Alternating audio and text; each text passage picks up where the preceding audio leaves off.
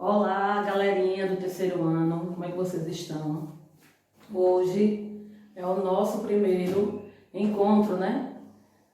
Hoje inicia a segunda unidade, então vocês preparem todo o material, separe, né? Separe, deixe lá a primeira unidade e fiquem somente com o módulo da segunda unidade.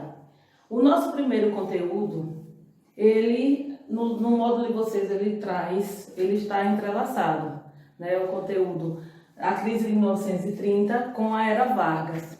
Por quê? Porque não podemos falar da crise de 1930 sem falar, obviamente, dessa era Vargas, né? Mas hoje a gente vai só pontuar e especificar o que foi essa crise de 1930, né? Então vamos lá. Desde a proclamação da República, lá em 1889, que o poder, né, oligárquico, ele sempre esteve nas mãos de dois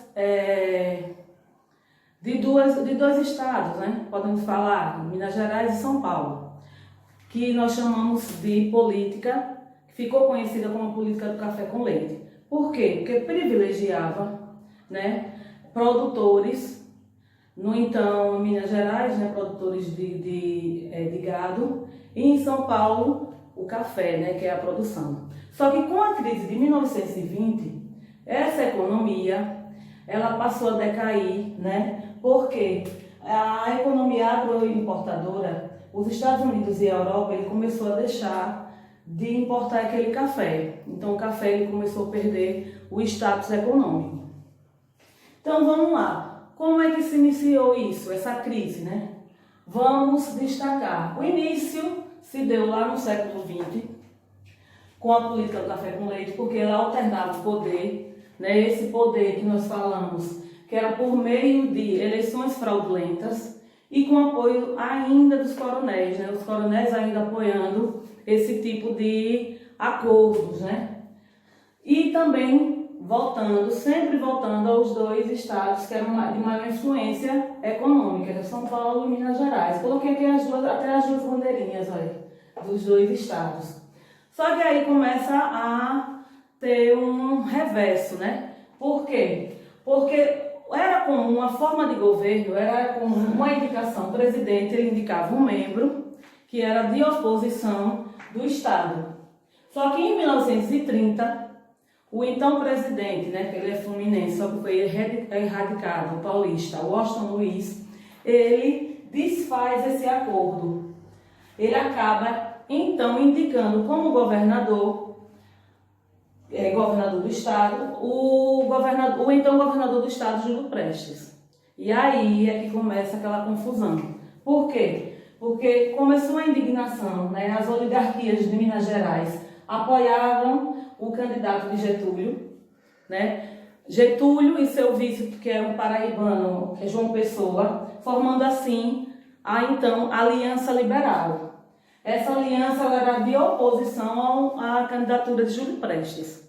Infelizmente ou felizmente, né, as eleições de 1930, Júlio Prestes ele vence as eleições. E aí começa um processo de como é que eles vão reverter essa situação. Então, a Aliança Libertadora, a Aliança Liberal, ela articula outra forma de chegar ao poder. Essa forma, obviamente, foi um golpe militar. Só que meses depois, ocorre um acontecimento que acaba por fazer com que esse golpe se tornasse uma coisa real, né? Que é o assassinato de João Pessoa. Na verdade, ele foi assassinado, né, por adversários políticos da região dele. Só que aí esse assassinato ele recai sobre o governo federal. E aí, então, o que é que ocorre? Com a ajuda dos militares, o Getúlio Vargas, então, ele toma o poder do Estado através de um golpe. Com isso, dá-se início, né, como a gente fala, da Era Vargas. Então, Getúlio Vargas, o que é que ocorre nesse período? Ele se torna o chefe do governo provisório, que depois, na próxima aula, a gente vai observar aos períodos, né? da era Vargas, que Vargas foi o único governante a governar interruptamente por 15 anos. Então ele se torna o chefe do governo provisório, ele revoga a Constituição, a então Constituição de 1891, e ele nomeia alguns governadores, né, por decreto, que é chamados de interventores. Só que isso aí a gente vai assistir na próxima aula. Alguma dúvida?